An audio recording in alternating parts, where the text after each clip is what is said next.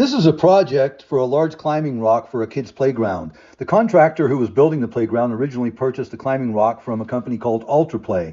But Ultraplay's time frame to deliver the rock was so much delayed that he hired me to produce two of these rocks that would exactly look the style and dimensions of the Ultraplay's rock. The first rock I made, which I already put the video up for, you can see a link for it in the description area, I made it out of cardboard.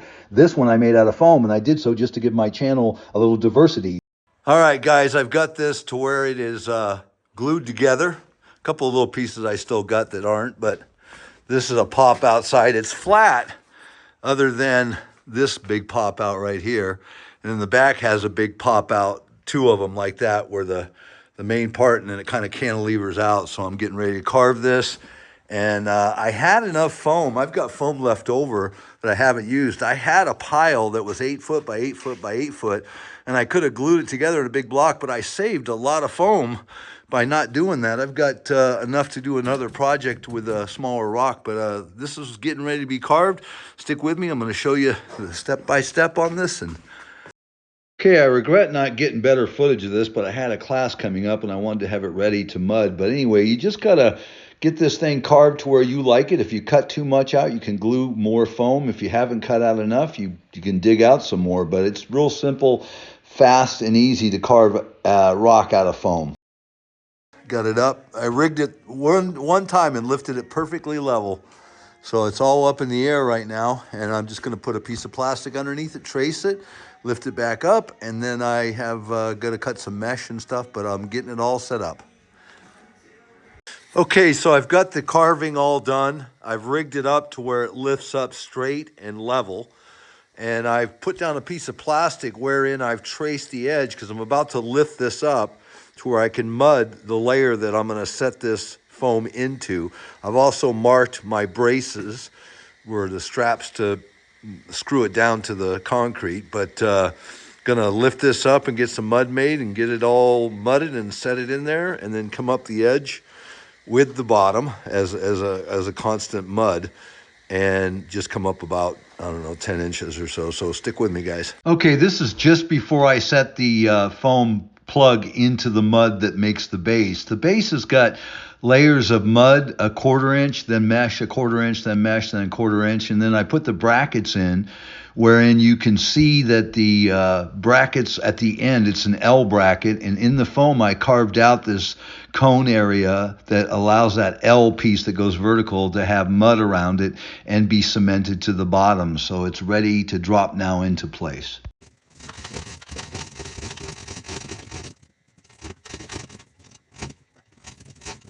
In this clip, you can see that I've set the foam plug into the mud, and I've taken the mud and brought it up on the edge about 6 inches. And then I'll start applying mud and mesh, 1/4 inch of mud all over the surface, and then mesh. We do that one coat, the full thing. The next day, we can come in and put another 1/4 inch and mesh.